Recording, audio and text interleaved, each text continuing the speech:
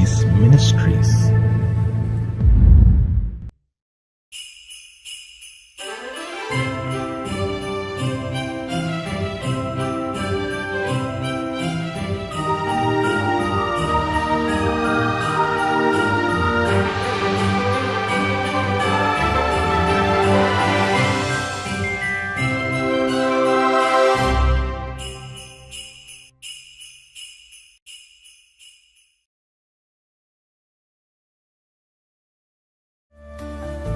நன்மையான எந்த ஈவும் பூரணமான எந்த வரமும் பரத்திலிருந்து உண்டாகி ஜோதிகளின் பிதாவினிடத்திலிருந்து இறங்கி வருகிறது.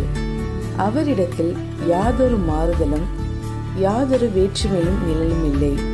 யாக்கோபு 1:17. Every good gift and every perfect gift is from above and cometh down from the Father of lights, with whom is no variableness, neither shadow of turning. James 1:17. கர்த்தருடைய பரிசுத்த நாமம் மகிமைப்படுவதாக. மகிழ்ச்சிகரமான கடைசி மாதத்தில் God Who Sees Ministry சார்பாக உங்களை சந்திப்பதில் பெரும் மகிழ்ச்சி அடைகிறேன். இந்த ஆண்டு முழுவதும் தேவனாகிய கர்த்தர் நம்மையும் நம் குடும்பத்தையும் கிருபையால் தாங்கி நடத்தியிருக்கிறார். நம்முடைய போக்கிலும் வரத்திலும் நம்முடைய பிரயாணங்களிலும் கர்த்தர் நமக்கு துணையாயிருந்தது மாத்திரமல்ல, நம்முடைய பலவீனங்களிலே தம்முடைய வார்த்தையை அனுப்பி பலப்படுத்தியிருக்கிறார். நாம் அநேக நேரங்களிலே சோர்ந்து போய் இருந்த போதும் கர்த்தர் தம்முடைய வார்த்தையினாலே நம்மை தேற்றினார், நம்மை பலப்படுத்தினார். தேவனாகிய கர்த்தர் நம்மோடு கூட இருக்கிறார் என்பதை இதன் மூலம் அநேக நேரங்களிலே நம்மை உணர வைத்திருக்கிறார். விசேஷமாக இந்த கடைசி மாதத்திலே தேவனாகிய கர்த்தர் நிறைவான ஆசீர்வாதங்களால் நிரப்பி நம்மை ஆசீர்வதிப்பார் என்று நம்புகிறேன்.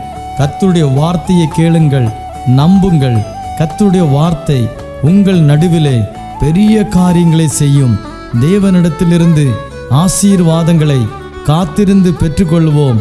தேவனாகிய கர்த்தர் நிச்சயம் உங்களையும் உங்கள் குடும்பங்களையும் ஆசீர்வதிப்பாராக. ஆமேன்.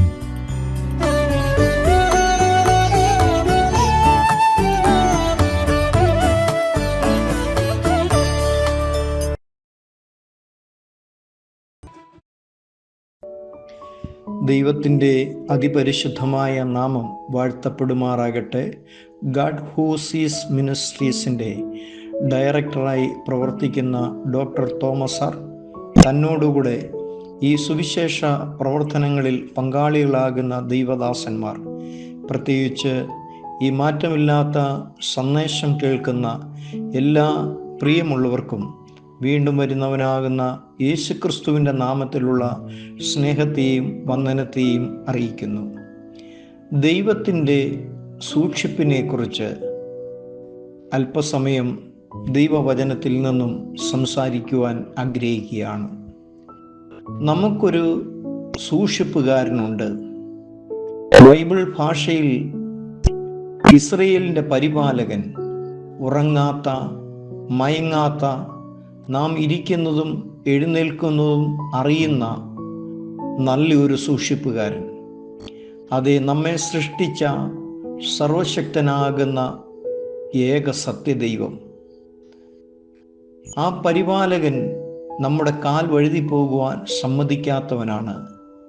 പകൽ സൂര്യനെയും രാത്രി ചന്ദ്രനെങ്കിലും ബാധിക്കാതെ ഒരു ദോഷവും തട്ടാതെ വണ്ണം നമ്മെ പരിപാലിക്കുന്ന നല്ല പരിപാലകനായ ഒരു സൂക്ഷിപ്പുകാരൻ, സർവശക്തനാകുന്ന ഏക ദൈവം നമുക്കുണ്ട് എന്നതിനെ ഓർത്തുകൊണ്ട് ആ ദൈവത്തിന് മഹത്വം കൊടുക്കുവാൻ ദൈവം നമ്മെ ഇടയാക്കി തീർക്കട്ടെ.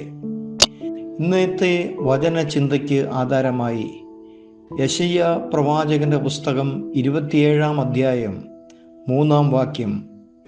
ആ തിരുവെഴുത്ത് ഇങ്ങനെ വായിക്കുന്നു: യഹോവയാകുന്ന ഞാൻ അതിനെ സൂക്ഷിക്കും, ക്ഷണം പ്രതി ഞാൻ അതിനെ നനയ്ക്കും, ആരും അതിനെ തൊടാതിരിക്കേണ്ടതിന് ഞാൻ അതിനെ രാവും പകലും സൂക്ഷിക്കും. വളരെ അനുഗ്രഹീതമായിരിക്കുന്ന ദൈവവചനം ദൈവത്തിൻ്റെ സൂക്ഷിപ്പിനെ, തൻ്റെ സൃഷ്ടിയോടുള്ള ദൈവത്തിൻ്റെ കരുതലിനെ ഇവിടെ വെളിപ്പെടുത്തുകയാണ് ചെയ്യുന്നത്. യഹോവയാകുന്ന ഞാൻ അതിനെ സൂക്ഷിക്കും. ദൈവം സൂക്ഷിച്ചാൽ, ദൈവം അനുവദിക്കാതെ ആർക്കും ഒന്നിനും, പ്രത്യേകാൽ ഒരു പൈശാചി ശക്തിക്കും നമ്മെ തൊടുവാൻ കഴിയുകയില്ല. ഒരു ദൈവ ആശ്രയത്തിൽ ജീവിക്കുന്ന ഒരു ദൈവ മകൻ, ഒരു മകളുടെ ജീവിതത്തിൽ എത്രയോ ആനന്ദകരമാണ്, എത്രയോ ധൈര്യമുള്ളതാണ്.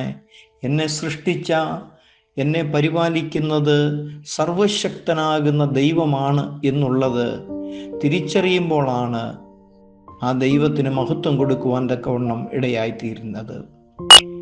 ഇയ്യോബ് എന്ന് പറയുന്ന നീതിമാനാകുന്ന മനുഷ്യനെ കുറിച്ച് വിശുദ്ധ ബൈബിൾ വെളിപ്പെടുത്തുന്നുണ്ട്.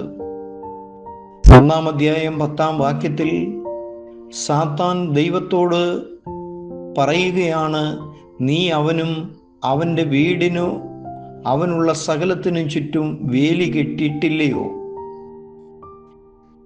ഇയ്യോബിനെ കുറിച്ച് സാത്താനോട് ദൈവം ചോദിക്കുമ്പോൾ അവനെ നശിപ്പിക്കുവാൻ സാധിക്കത്തില്ല. കാരണം സർവശക്തനാകുന്ന ദൈവമേ, നീ അവന് ചുറ്റും അവനുള്ളതിനെല്ലാം വേലി കെട്ടിയിട്ടിരിക്കല്ലയോ? എന്തുകൊണ്ടാണ് ദൈവം സൂക്ഷിക്കുന്നത്? ഇയ്യോബിനെ എന്തുകൊണ്ടാണ് ദൈവം സൂക്ഷിച്ചത്? ഇയ്യോബിനുള്ളതിനെ എന്തുകൊണ്ടാണ് ദൈവം സൂക്ഷിച്ചത്? ദൈവഭക്തിയിൽ ജീവിച്ചതുകൊണ്ടാണ്, ദൈവാശ്രയത്തിൽ ജീവിച്ചതുകൊണ്ടാണ്. അവിടെ ദൈവം തൻ്റെ ദൂതന്മാരെ അയക്കുവാനിടയായിത്തീരും. ദൈവത്തിൻ്റെ ദൂതന്മാർ അശുദ്ധിയുള്ളിടത്ത് അവർക്ക് ചെല്ലുവാൻ കഴിയത്തില്ല. ദൈവത്തിൻ്റെ ദൂതന്മാർക്ക് ദൈവാശ്രയത്തിൽ ജീവിക്കുന്നവരുടെ ജീവിതത്തിലും വിശുദ്ധിയുള്ളിടത്തും മാത്രമേ ദൈവത്തിൻ്റെ ദൂതന്മാർക്ക് കടന്നു ചെല്ലുവാൻ സാധിക്കത്തുള്ളൂ. അങ്ങനെയുള്ളിടത്ത് ദൈവത്തിൻ്റെ ദൂതന്മാരെ ദൈവം പറഞ്ഞു വിടുവാനിടയായിത്തീരുന്നു. സങ്കീർത്തന പുസ്തകത്തിൽ ഇങ്ങനെ വായിക്കുന്നു, യഹോവയുടെ ദൂതന്മാർ തൻ്റെ ഭക്തന്മാരുടെ ചുറ്റും പാളയമിറങ്ങി അവരെ വിടിവിക്കുന്നു എന്ന്. എത്രയ്ക്കും അനുഗ്രഹീതമായ ആ ദൈവവചനമാണ്. നമ്മെ കരുതുന്ന, നമ്മെ സൂക്ഷിക്കുന്ന ഒരു സർവശക്തനാകുന്ന ദൈവം എനിക്ക് സങ്കേതമായിട്ട്, എനിക്ക് കോട്ടയായിട്ടുണ്ട് എന്ന് പറയുന്നത് നമ്മുടെ ജീവിതത്തിൽ എത്രയോ അഭിമാനകരമാണ്. രണ്ടാമതായിട്ട് 27 അധ്യായത്തിൻ്റെ 3 വാക്യത്തിൽ പറയുകയാണ്, ക്ഷണം പ്രതി ഞാൻ അതിനെ നനയ്ക്കുമെന്ന് പറയുകയാണ്. നാം ദൈവത്തിൻ്റെ നടുതലയാണ്, അഥവാ ദൈവത്തിൻ്റെ കൃഷിയാണ്. ഒരു കൃഷിക്കാരൻ തൻ്റെ തോട്ടത്തിൽ നട്ടിരിക്കുന്ന കൃഷിയെ വാടിപ്പോകാതെ അഥവാ ഉണങ്ങിപ്പോകാതെ ആവശ്യമാകുന്ന വെള്ളം കൊണ്ട് നനച്ച് വളർത്തുന്നത് പോലെ ദൈവം തമ്പുരാൻ പറയുകയാണ്, ഞാൻ അതിനെ വാടിപ്പോകാതെ ഞാൻ അതിനെ നനയ്ക്കുവാൻ തക്കവണ്ണം ഇടയായിത്തീരും. ആവശ്യമാകുന്ന വെള്ളം കൊടുത്ത് വളർത്തുന്നത് പോലെ നമ്മിൽ കർത്താവ് നമ്മെ വളർത്തുവാൻ ഇടയായിത്തീരും. എല്ലാം തരുന്ന നമ്മുടെ ആവശ്യങ്ങളെല്ലാം അറിഞ്ഞ് നമ്മെ വാടിപ്പോകാതെ തക്ക സമയത്ത് ബലത്തോടെ നിർത്തുവാൻ നമുക്ക് വേണ്ടി കരുതുന്ന ഒരു ദൈവം നമുക്കുണ്ട് എന്നുള്ളത് എത്രയോ അഭിമാനകരമാണ്. കർത്താവിൽ വളരുവാൻ ആവശ്യമായതെല്ലാം അവൻ നമുക്ക് തരുവാൻ തക്കവണ്ണം ഇടയായിത്തീരും. സക്രിയ പ്രവാചകന്റെ പുസ്തകം 2 അധ്യായം 8 വാക്യത്തിൽ പറയുന്നു, നിങ്ങളെ തൊടുന്നവൻ അവൻ്റെ കൺമണിയെ തൊടുന്നു എന്ന്. ദൈവം നമ്മെ നനച്ചിട്ട് നമ്മെ വളർത്തുമ്പോൾ, നമ്മെ സൂക്ഷിക്കുന്ന, നമ്മെ നനയ്ക്കുന്ന, നമ്മെ കരുതുന്ന ദൈവം പറയുകയാണ്, നിനക്കെതിരെ നിന്ന് നിന്നെ ദ്രോഹിക്കുന്നവൻ നിന്നെയല്ല, എൻ്റെ കണ്ണിൻ്റെ കൃഷ്ണമണിയെയാണ് തൊടുന്നതെന്ന്. എന്നെ കേൾക്കുന്ന പ്രിയമുള്ള സ്നേഹിത, മാതാവേ, പിതാവേ, തിരിച്ചറിയുക, ദൈവത്തിലാണ് നിങ്ങൾ ആശ്രയിക്കുന്നതെങ്കിൽ, നിങ്ങളെ സൂക്ഷിക്കുന്ന, നിങ്ങളെ നനച്ച് വാടിപ്പോകാതെ ഉണങ്ങിപ്പോകാതെ നിലനിർത്തുന്ന ദൈവത്തിന് നിങ്ങളെ കരുതുമ്പോൾ ശത്രുവിന് നിങ്ങളെ തൊടുവാനായിട്ട് കഴിയത്തില്ല. തമ്പുരാൻ കർത്താവ് പറയുകയാണ്, നിങ്ങളെ തൊടുന്നവൻ, ദ്രോഹിക്കുന്നവൻ നിങ്ങളെ സൃഷ്ടിച്ച സർവശക്തനായിരിക്കുന്ന ദൈവത്തിൻ്റെ കണ്ണിൻ്റെ കൃഷ്ണമണിയെയാണ് തൊടുന്നതെന്ന്. ഒരു മനുഷ്യൻ്റെ കൃഷ്ണമണിയെ തൊടുവാൻ ആരെങ്കിലും സമ്മതിക്കുമോ? നാം സ്നേഹിക്കുന്ന, നമ്മെ സ്നേഹിക്കുന്ന വ്യക്തി ആയിരുന്നാലും നമ്മുടെ ശരീരത്ത് എവിടെ തൊടുവാൻ നാം അനുവാദം കൊടുത്താലും നമ്മുടെ കണ്ണിൻ്റെ കൃഷ്ണമണിയെ തൊടുവാൻ നാം സമ്മതിക്കത്തില്ല. നാം പോലും അറിയാതെ നമ്മുടെ കണ്ണതിനെ വിലക്കുവാനിടയായിത്തീരും. അത്രയ്ക്കും സുരക്ഷിതമാണ് കണ്ണിൻ്റെ കൃഷ്ണമണി എന്ന് പറയുന്നത്. എങ്കിൽ കർത്താവ് പറയുന്നു, നിനക്ക് ദോഷം ചെയ്യുന്നവൻ സൃഷ്ടിതാവിൻ്റെ കൺമണിയെയാണ് തൊടുന്നത്, കണ്ണിൻ്റെ കൃഷ്ണമണിയെയാണ് തൊടുന്നത്, കുത്തുന്നതെന്നാണ് പറയുന്നത്. ദൈവത്തിൻ്റെ കരുതൽ എത്രയ്ക്കും അതിശയകരമാണ്. അത് അനുഭവിക്കുവാൻ ഭാഗ്യം ലഭിക്കുന്നവർ, എന്നെ കരുതുന്ന, എന്നെ സൂക്ഷിക്കുന്ന, എന്നെ നനയ്ക്കുന്ന, എന്നെ വളർത്തുന്ന ഒരു ദൈവം എനിക്കുണ്ട് എന്നുള്ള ആ ചിന്ത നമ്മുടെ ജീവിതത്തിൽ ഏറ്റവും അർത്ഥപൂർണമായി തീരുവാൻ തക്കവണ്ണം ഇടയായിത്തീരട്ടെ. 27 യെശയ്യാ പ്രവാചകന്റെ പുസ്തകം 27 അധ്യായം 3 വാക്യത്തിൽ വീണ്ടും പറയുകയാണ്, ഞാനതിനെ രാവും പകലും സൂക്ഷിക്കുവാനായിട്ടിടയായിത്തീരും. ഞാനതിനെ രാത്രിയെന്നോ പകലെന്നോ വ്യത്യാസമില്ലാതെ എൻ്റെ നടുതലയെ, എൻ്റെ കൃഷിയെ, എൻ്റെ ജനത്തെ, എനിക്കുള്ളതിനെ ഞാൻ സൂക്ഷിക്കുവാനായിട്ടിടയായിത്തീരും. സക്കരിയ പ്രവാചകന്റെ പുസ്തകം 2 അധ്യായം 5 വാക്യത്തിൽ പറയുന്നു, ഞാനതിന് ചുറ്റും തീമതിലായിരിക്കുമെന്ന്. എത്രയ്ക്കും അഭിമാനകരമായിരിക്കുന്ന, എത്രയ്ക്കും സന്തോഷകരമായിരിക്കുന്ന ദൈവവചനമാണ്. ദൈവത്തിൽ ആശ്രയിക്കുന്ന ഒരു വ്യക്തിക്ക് ചുറ്റും ദൈവം തമ്പുരാൻ പ്രവാചകനാകുന്ന സക്കരിയാവിൽ കൂടെ വെളിപ്പെടുത്തുകയാണ്, ഞാനതിന് ചുറ്റും തീമതിലായിരിക്കും, ഞാൻ അതിൻ്റെ നടുവിൽ മഹത്വമായിരിക്കുമെന്നാണ് ഇവിടെ പറയുവാനായിട്ടിടയായിത്തീരുന്നത്.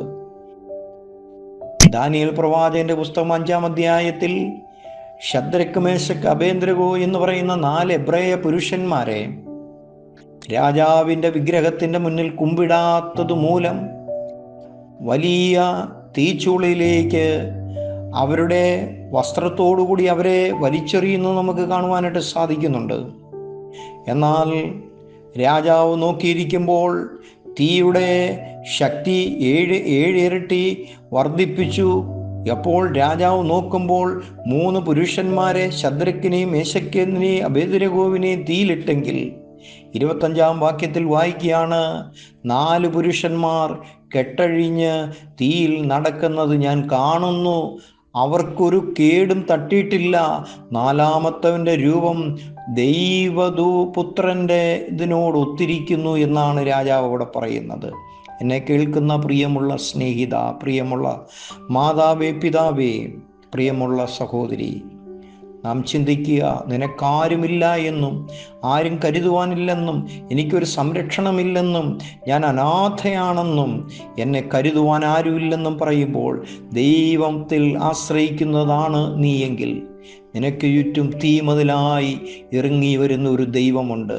മാത്രമല്ല, തീമതിലായി ഇറങ്ങി വന്നിട്ട് ഞാൻ അതിൻ്റെ നടുവിൽ മഹത്വമായിട്ടിരിക്കുമെന്നാണ് പറയുന്നത്. ആ തീച്ചൂളയുടെ നടുവിൽ മഹത്വമായിട്ട് വിടിവിക്കുന്ന ഒരു ദൈവമുണ്ട്.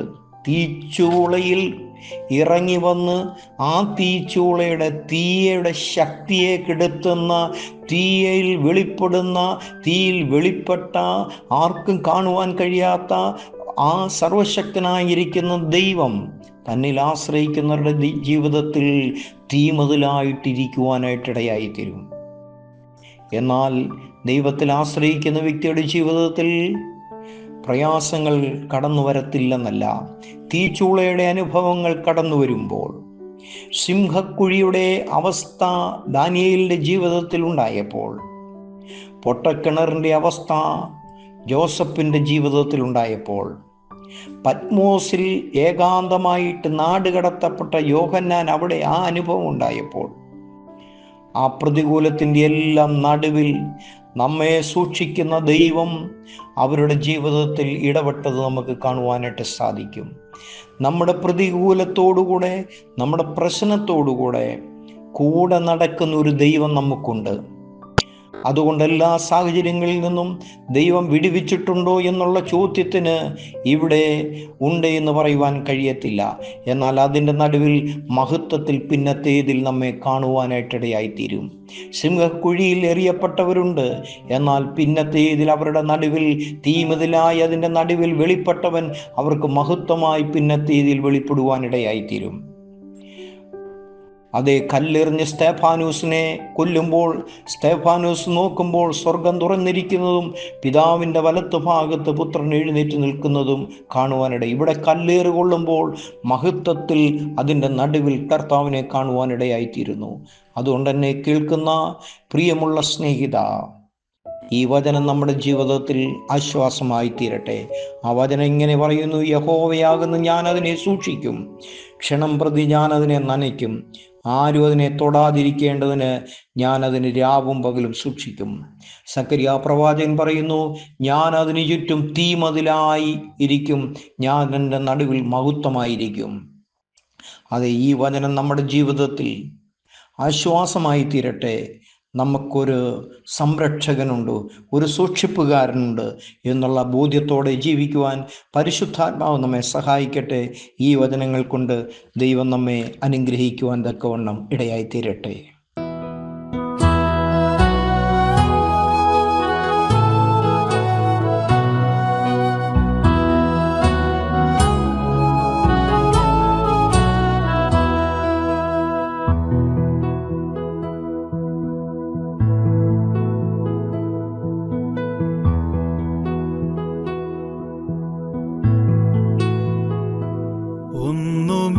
ഒന്നുമില്ലായ്കയിൽ നിന്നെന്നെ നിന്നുടെ ഛായയിൽ സൃഷ്ടിച്ചു,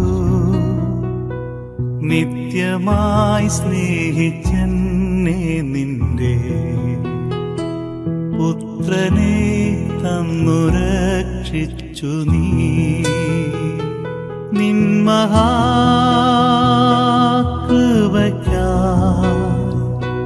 നിന്നെ ഞാൻ സ്തുതിച്ചിടുമെന്നും, നിൻ മഹാകൃപയ്ക്കായി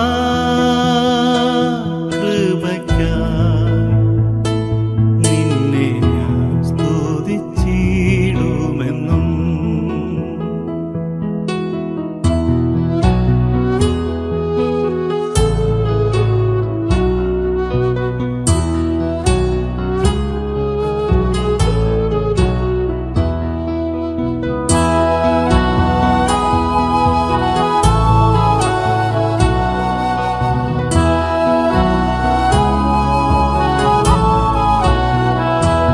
മോചനം വീണ്ടും ജനനവും നീചപാപി എന്മേൽ വസിപ്പാൻ നിന്നാത്മാവിൻ്റെ ദാനവും നീ തന്നു. സ്വർഗാനുഗ്രഹങ്ങളും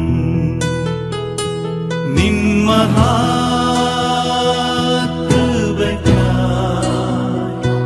നിന്നെ ഞാൻ സ്തുതിച്ചിടുമെന്നും,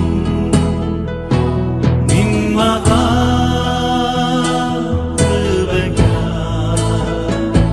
നിന്നെ ഞാൻ സ്തുതിച്ചിടുമെന്നും.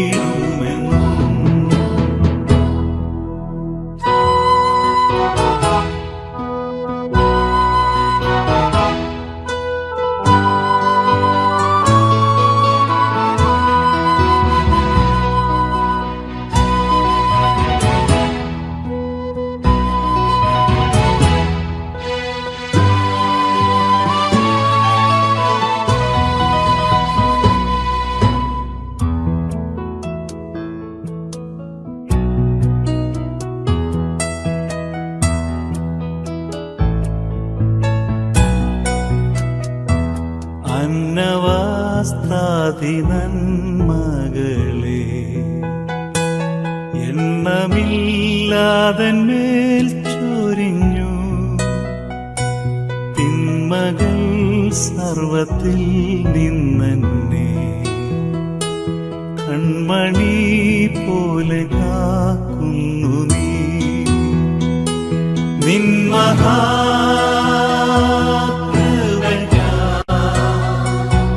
നിന്നെ ഞാൻ സ്തുതിച്ചിടുമെന്നും. നിൻ